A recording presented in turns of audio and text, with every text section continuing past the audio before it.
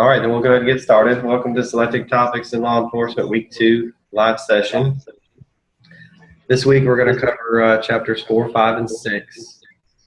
And we will start by talking about the discussion question for week 2. Police use of force is a hot topic. What should an officer do when confronted with a traffic violator who refuses to sign a traffic citation? The officer may arrest on the stop or let the violator go and get a warrant. What would you do? That's a very interesting topic because these laws change from state to state. Now I'll talk about Florida first. Florida recently changed their law. If the violator refuses to sign a citation, we can just write on the citations, refuse to sign and turn them in. Nothing's changed. It's not an arrestable offense. But other places, it still is an arrestable offense. Now, what force should be used? Enough force to execute the arrest. A reasonable amount of force to execute the arrest. If they refuse to sign the citation, and if it's arrestable offense in your jurisdiction, you simply tell the individual, if you do not sign this citation, you will be arrested, and use whatever means necessary to execute the arrest of whatever force you're dealt with in return. Easier said than done. So it basically depends on the situation. Do you have any questions on the discussion questions so far? There's only a few that have gotten theirs done, so we'll wait to talk about that until next week. Talk more about that next week.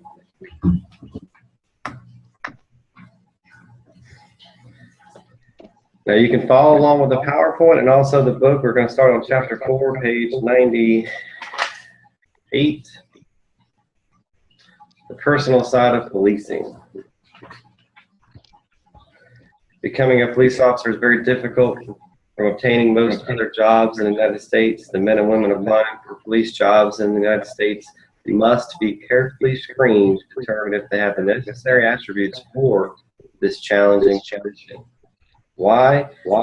Because we trust these individuals with our liberty and safety. We give them guns, an enormous amount of discretion. So they have a lot of power. We have to do a thorough screening process. And we still can't weed out all the bad apples. That's obvious. But we can try to get most of them this way. Finding information on jobs and policing, advertising, human resources. The internet is a big resource. Department of Labor, individual police departments, individual word of mouth, intern programs. Standards in police selection, physical requirements, height and weight, vision, smoking may be an issue, age requirements, education requirements, prior drug use, and criminal record restrictions. Those are all evaluated in the process. The recruitment process is the effort to attract best people to apply for policing positions.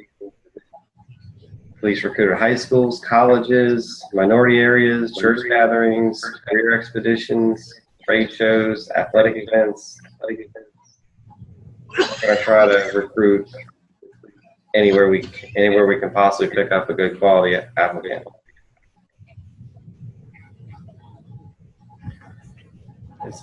Just a second, I'm adjusting my volume again.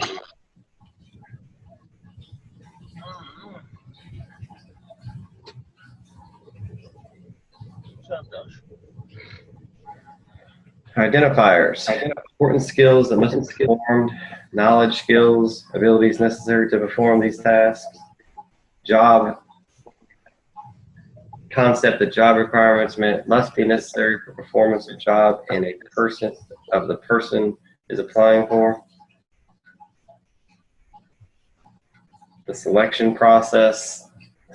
Any law enforcement job, any one you apply for is going to be lengthy and difficult and competitive. There could be written exams, polygraphs, psychological exams, or there will be.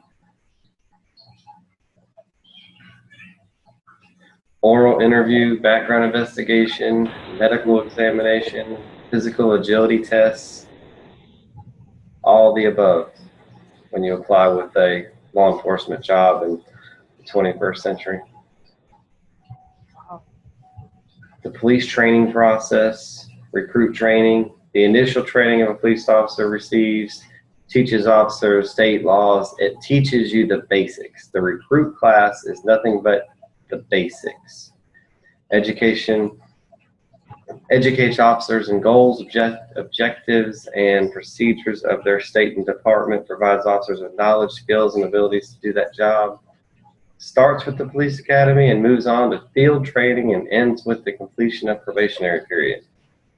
So there is a long process before you are off from the time you start in law enforcement at the academy, go through the hiring process, go through field training, and off probation and have a secure job in law enforcement is a process. Our probationary period is 6 months. Our field training program is 4 months. So you're already 10 months into your career before you have a secure job. The police academy provides most of the formal training, begins with socialization process. Education for police officers does not end after the academy. We just talked about that. It can go on for up to 10 months. Field training, on-the-job training. You ride with another police officer and teaches you how to perform your daily job, daily functions of a police officer. You have firearms training. You have continuous firearms training. Once you don't just qualify once and you're done. We qualify every quarterly. So about every 4 months, we're at the range shooting and qualifying. It's a constant thing. Probationary period can last anywhere from 6 months to 3 years.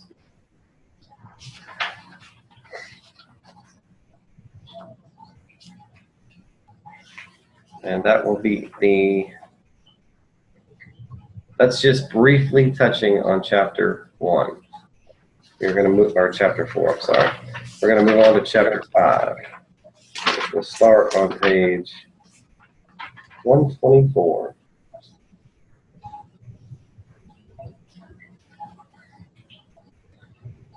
The police role. The police are crime fighters concerned with law enforcement crime fighting. The police are order maintainers concerned with keeping the peace and providing social services to the community. Basic role emphasizes crime fighting and keeping the peace and maintaining order is the primary role.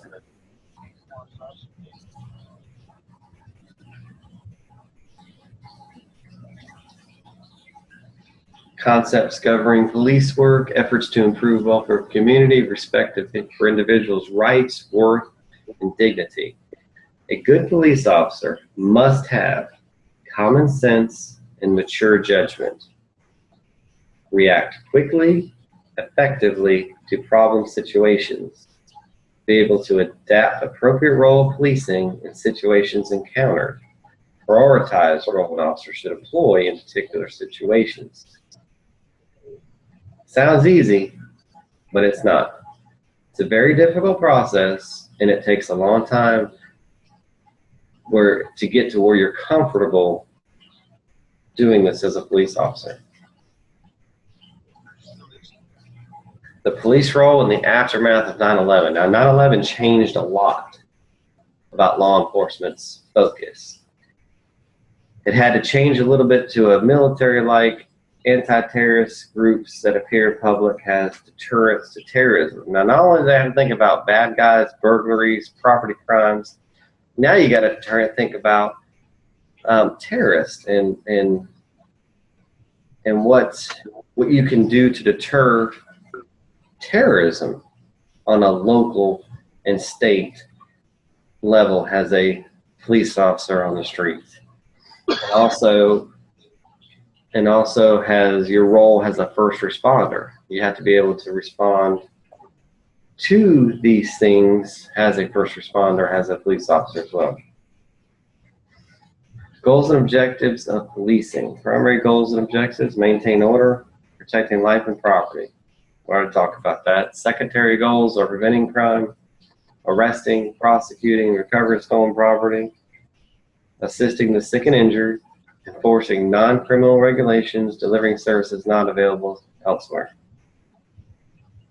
As a police officer, you're going to do probably about any request the public asks you to do, depending on the size of your agency.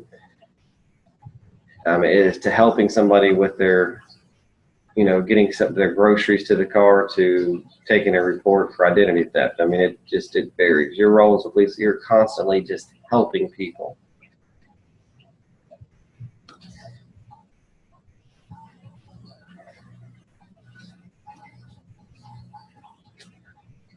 Police operational style. There's several different styles, and they're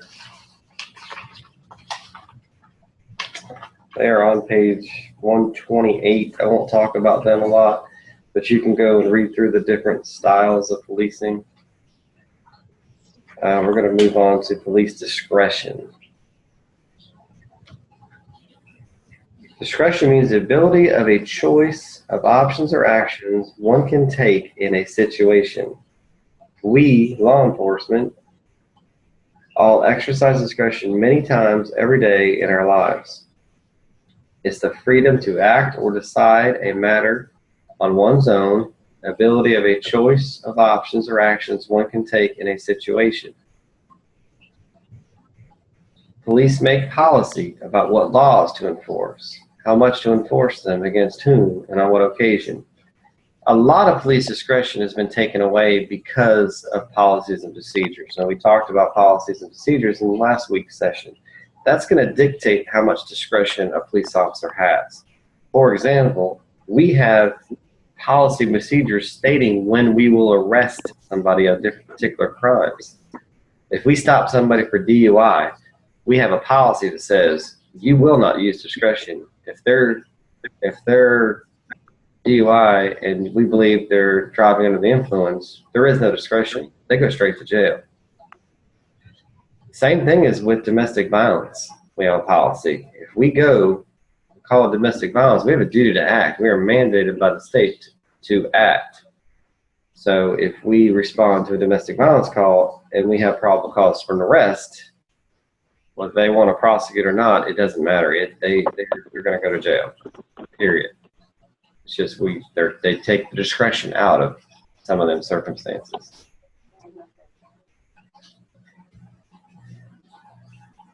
This is just what we talked about. How is discretion exercised? You can exercise it in many different ways. Rest, like I just talked about, we have certain things we can use discretion on. Maybe a traffic infraction, whether write them a ticket or arrest them, we have a little discretion there. Stop and ask questions. We have discretion whether we want to stop somebody and ask them something. We can decide not to. Physical force and deadly force are going to be dictated by departmental policies.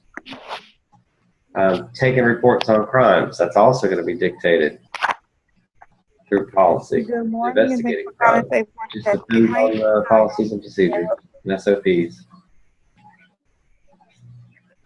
Why is discretion exercised? No time to enforce laws.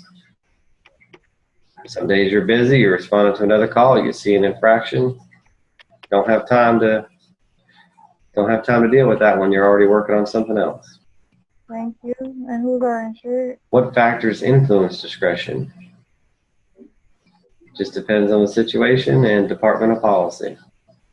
Relationship between alleged criminal and the victim. But, that could dictate a relationship between the police and the criminal or victim. How could discretion be controlled? SOP. I think it's just someone that might do.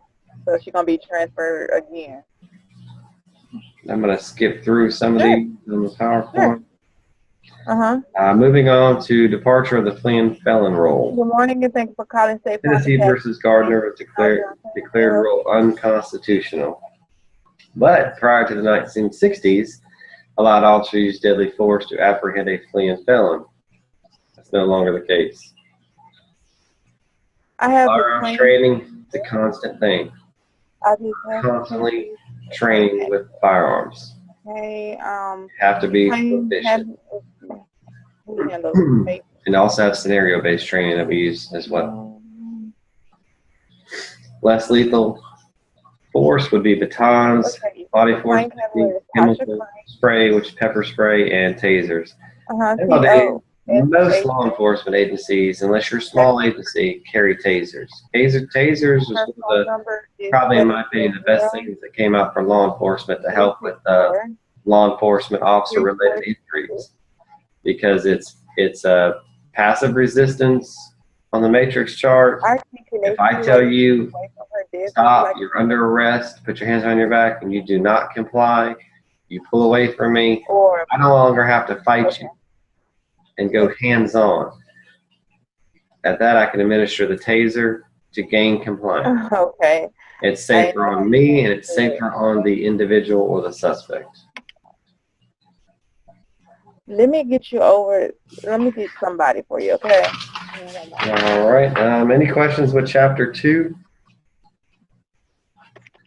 Otherwise, we're going to move into Chapter 3. Chapter 3, we're going to mainly focus on stress. Stress is a big, huge part of law enforcement. Being able to cope and deal with stressors. The first talks about police culture and subculture. Those are on page 137. Oh, wait a minute. I'm going to skip to chapter 6. Hold on a second.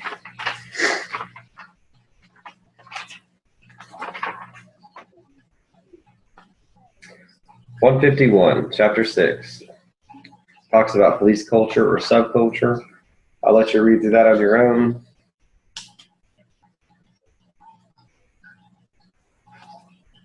The police personality.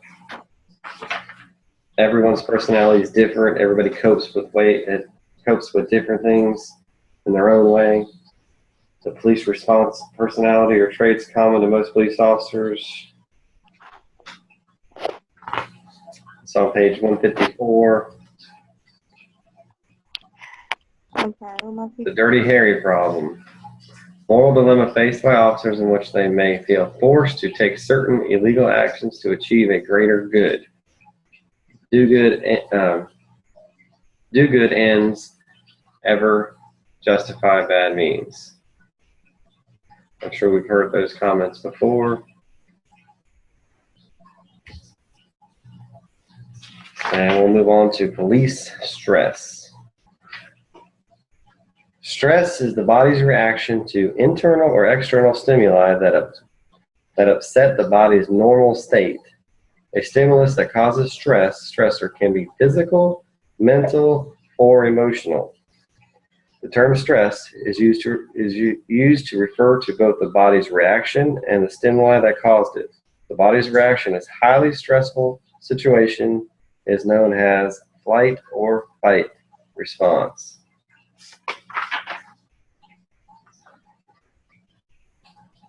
External stress is produced by real threats and dangers, such as responding to gun runs and other dangerous assignments and taking part in pursuits. So the external stress are the daily functions of law enforcement, because we could respond to every one of those in one shift. Organizational stress is produced by elements inherent to the military character of the police service. Basically the overall structure, the tour of duties, working odd hours, working holidays, the strict discipline imposed on officers. Also, organizational stress also results from workplace conditions, a lack of influence over work activities, and workplace bias. So your work-related stress, the organization, the overall function of law enforcement creates organizational stress. Personal stress is produced by interpersonal characteristics of belonging to the police organization, such as difficulties in getting along with other officers and family. Personal stress, family also falls under personal stress. If you have stress at home and you have stress at work, it's going to make it worse. Operational stress is produced by the daily need to confront the tragedies of urban life, the need to deal with derelicts, criminals, and mentally disturbed and the drug addicted, the need to encourage and dangerous activity to protect the public that appears to be unpredictable of the police. Operational stress is the daily function of the nature of police business. Factors causing stress in policing: poor training and poor pay. Police don't get paid a whole lot of money, so we're constantly battling that as well. Substandard equipment. Some agencies, small agencies, if you have only 4 or 5 officers within your department, you're not going to have a big budget. You're not going to have the equipment that large agencies have. You're not going to have that multi-million-dollar budget that larger agencies have to work with. Lack of opportunity. There's people that have been around my agency for a very long time, 30 years, and you just have to wait for someone to retire or move on before opportunities for the younger people are available.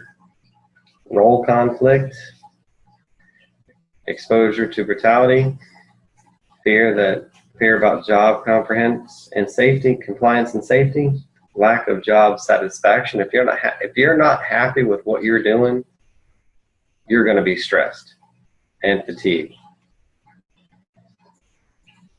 Effects of stress on police officers, we've already talked about that. Emotional detachment, reduces efficiency, alcoholism and other substance abuse problems, marital or other family problems. If you are stressed at work, you will bring it home, and you will put stress on your family and your spouse and your children. Post-traumatic stress disorder, heart attack, ulcer, weight gain, and other health problems. Stress will create health issues and health problems. Stress in police families disruption due to rotating shifts, unpredictable work environment, job-related personal change in family relationships. You'll be surprised that if you're in law enforcement for several years, you'll end up only associating with other cops and their families. It just happens. It changes you. So, and it's stress related. Community expectations and demands, intrusion into family life.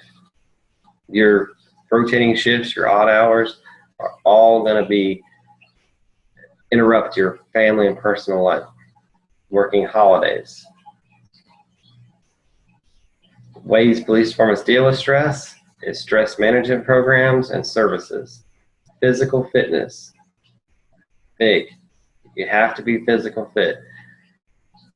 It also helps with stress. Mental health counselors, support groups, placing people in command who are clear in their goals and are highly supportive of officers that pay close attention to the people who work under them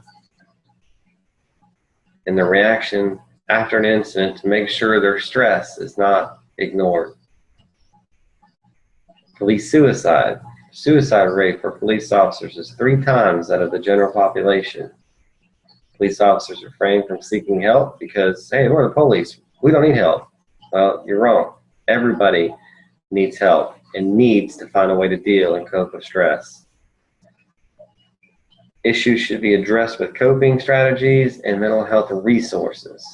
Supervisors must be alert of these particular situations.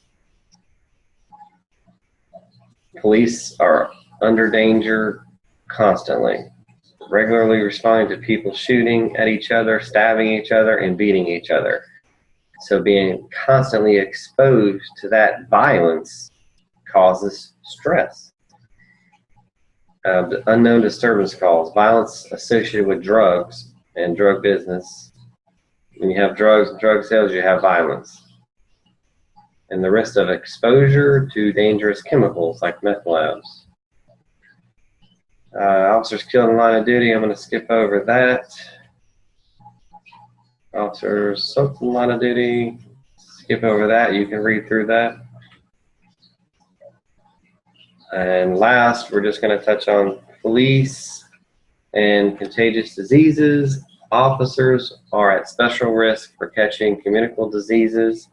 We must take precautions, and you must be fully aware of every environment you walk into for this particular hazard. So that being said, treating all body fluids as potentially hazardous, using gloves and mouthpieces for CPR, and adapting behaviors that minimize exposure. And that's it for chapter 6. All right, do we have any questions? No, sir. All right, we'll see you next week. Our next live session will go back to Thursday of next week. Okay. Give you the date, Thursday the